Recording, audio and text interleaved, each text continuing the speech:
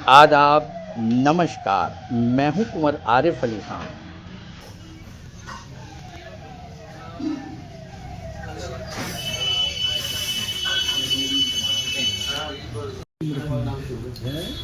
अखिल भारतीय राष्ट्रीय शैक्षिक महासंघ से संबद्ध राष्ट्रीय शैक्षिक महासंघ उत्तर प्रदेश की राजा महेंद्र प्रताप विश्वविद्यालय की इकाई का गत दिनों गठन हुआ था। तो अपनी कार्यकारिणी का प्रकटीकरण और हमारी आगे की जो कार्य योजना है उसको बताने के लिए आज हम इस प्रेस कॉन्फ्रेंस के माध्यम से आपसे रूबरू हो रहे हैं। प्राइमरी से लेके उच्च शिक्षा तक तीनों संवर्गों में काम करने वाला राष्ट्रीय शैक्षिक महासंघ उत्तर प्रदेश में लगभग 25 वर्षों से काम कर रहा है। अभी हमने जो रचना बनाई है तो प्राथमिक स्तर पे तो सारे विद्यालय रहते ही हैं, माध्यमिक में जितने विद्यालय हैं सीबीएसई है, वित्तवीन है, सवित है, वो सारे रहते हैं। लेकिन हमने जो उच्च शिक्षा की योजना बनाई है उसको हमने विश्वविद्यालय वाइज मानी विश्वविद्यालय अनुसार हम उसका कार्यकारिणी का गठन करते हैं।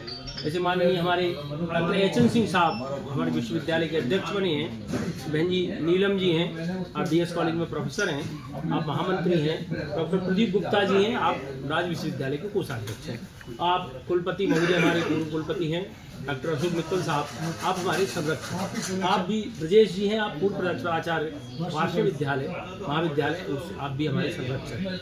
हम जो है पहले कक्षा में पढ़ाई तब अधिकारों की लड़ाई, सब लोग जो है केवल अपने अधिकारों की ही बात करते ही हैं, लेकिन राष्ट्रीय शैक्षिक महासंघ का ये मानना है कि हमारा एक बहुत बड़ा दायित्व, बहुत बड़ा कर्तव्य इस समाज की और राष्ट्र के प्रति है। जैसी शिक्षक के बारे में धारणा है कि वह राष्ट्र निर्माता होता है, तो हम उसी पोजीशन में थे और रहें। जो हमारा पहले जो हमारा गौरव था, शिक्षक को जिस दृष्टि से, जिस सम्मानजनक दृष्टि से देखा जाता था, वह पुनः उसी तरह से देखा जाए और शिक्षक अपनी गरिमा के साथ उन छात्रों को अपने रूप का उनमें उतार के और इस देश का, समाज का निर्माण कर पाए, ऐसा राष्ट्रीय शैक्षिक महासंघ।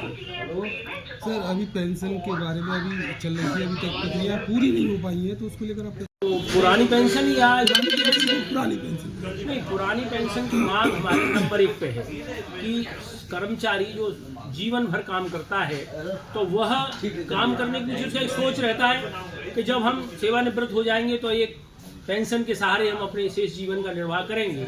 तो अभी सरकार ने क्या किया था कि पुरानी पेंशन खत्म करके एक एनपीएस लागू किया था, लेकिन जब बड़े स्तर पर आंदोलन हुआ तो उन्होंने उसको यूपीएस में एक दिया है, यूपीएस विकल्प दिया है। लेकिन हमारी मांग तो यह है कि जो पुराने समय से पुरानी पेंशन की जो मांग थी, जो तरीका था, जिस तरह से वो मिलती थी, वही उसी तरीके से मिलनी चाहिए। सब अभी ये शैक्षिक महासंघ का जो ये इकाई बन रही है, इसमें मुझे प्रोफेसर एचएन सिंह साहब जो इसके अध्यक्ष हैं, उन्हें संरक्षण मंडल में मुझे रखा है, क्योंकि उनका मानना था कि मेरा एक 50 साल से ऊपर का शैक्षण अनुभव है, उसको मैं अगर किसी तरह से अपने जो नवयुवक साथी हैं, जो आजकल बच्चे पढ़ रहे हैं, उनमें उनको शेयर कर सकूं।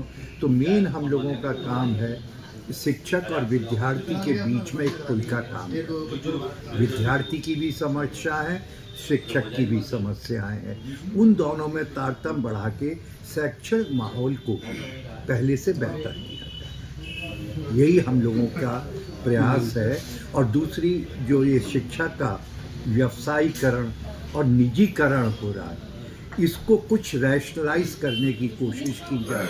सिंपली अब जितने भी हैं राज विश्वविद्यालय कमा रहे हैं, निजी विश्वविद्यालय हर साल 5-6 प्रदेश में आ जाते हैं और उनकी जो गति है वो अब किसी से छुपी नहीं है। इसलिए हम लोगों का एक ये भी मानना है कि किसी तरह से इस व्यवसायीकरण को, निजीकरण में कोई उसका एक रैशनल, एक कोई वाइट पेपर बनना चाहिए, उसके हिसाब से काम होना चाहिए। ठीक।